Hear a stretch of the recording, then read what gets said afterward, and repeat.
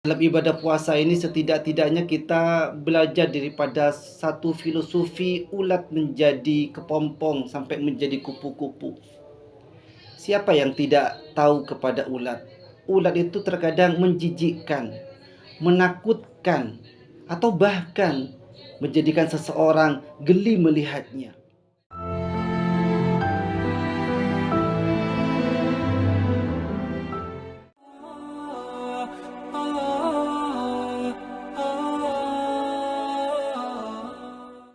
Assalamualaikum warahmatullahi wabarakatuh. Alhamdulillahirabbil alamin. Wassalatu wassalamu ala sayyidil mursalin wa ala alihi washabihi ajmain. Seluruh kaum muslimin, kaum muslimat yang dirahmati oleh Allah Subhanahu wa taala. Kita wajib kita bersyukur kepada Allah Subhanahu wa taala karena kita masih diberikan kesehatan, kenikmatan oleh Allah sehingga kita bisa melaksanakan suatu ibadah yang penuh keberkahan dan penuh kefadilahan, yaitu kita melaksanakan ibadah puasa di bulan Ramadan. Hadirin yang dirahmati oleh Allah, kita tahu bahwa bulan Ramadan, puasa bulan Ramadan ini merupakan salah satu fase di mana puasa ini merupakan sarana untuk menciptakan manusia sebagai insan yang muttaqin, insan yang bertakwa kepada Allah Subhanahu wa taala. Dalam ibadah puasa ini setidak-tidaknya kita belajar daripada satu filosofi ulat menjadi kepompong sampai menjadi kupu-kupu. Siapa yang tidak tahu kepada ulat? Ulat itu terkadang menjijikkan, menakutkan, atau bahkan menjadikan seseorang geli melihatnya. Akan tetapi subhanallah, dengan kebesaran Allah, dengan kekuasaannya Allah, melalui proses metamorfosis ulat menjadi kepompong sampai menjadi kupu-kupu, sehingga kemudian Allah menciptakan kupu-kupu. Siapa yang tidak tahu kupu-kupu dengan beraneka ragam warnanya, sehingga kemudian semua yang namanya manusia senang melihatnya, senang memegangnya, bahkan bukan hanya memegangnya, bahkan memeluknya pun. Ma'asyiral hadirin wa sumratal mu'minin rahimakumullah. Ibadah puasa juga sama persis dengan metamorfosisnya ulat menjadi kupu-kupu.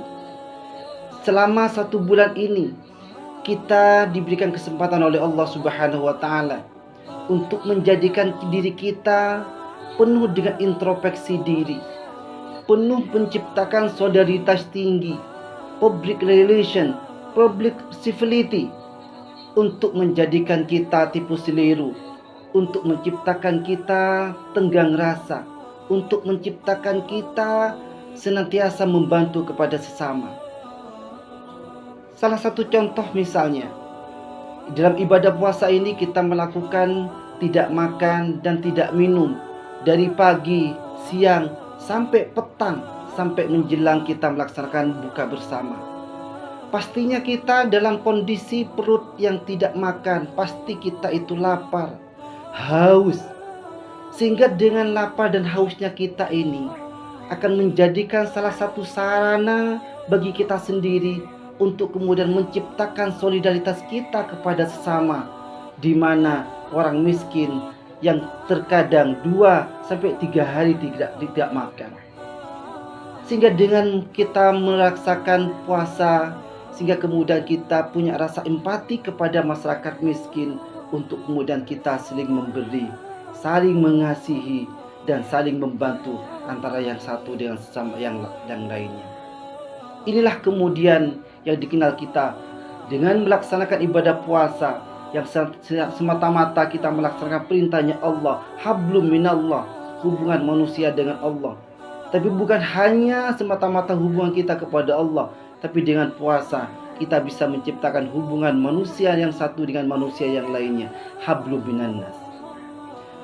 Hadirin yang dirahmati oleh Allah Subhanahu wa taala, di bulan puasa ini dengan sendirinya kita termotivasi untuk kita senantiasa melaksanakan yang namanya perbuatan-perbuatan baik. Banyak orang itu melakukan perbuatan baik seperti takjil, sedekah, ataupun hal-hal lainnya misalnya, yang terkadang di bulan-bulan yang lainnya tidak pernah kita termotivasi untuk melakukannya. Tapi dengan ibadah puasa di bulan Ramadan, kita dengan sendirinya, tanpa kita harus disuruh, lebih-lebih tanpa kita dipaksa, dengan senang hati kita melakukan yang namanya takjil. Kita melakukan dengan yang namanya sedekah kepada orang lain. Inilah merupakan salah satu manfaat ketika kita melaksanakan ibadah puasa. Di samping kita melakukan kewajiban kita kepada Allah Subhanahu wa taala, tapi kita juga muncul dengan sendirinya, akan tercipta solidaritas kita, rasa empati kita antara manusia yang satu dengan manusia yang lainnya. Mudah-mudahan puasa yang kita lakukan, yang hanya kita laksanakan dalam waktu sebulan penuh ini, mudah-mudahan menjadikan kita menjadi orang yang betul-betul bertakwa kepada Allah, betul-betul menjadikan kita bersolidaritas kepada orang lain. Mudah-mudahan ibadah kita, ibadah puasa kita diterima oleh Allah Subhanahu wa taala. Usikum bi nafsi bi taqwallah. Assalamualaikum warahmatullahi wabarakatuh.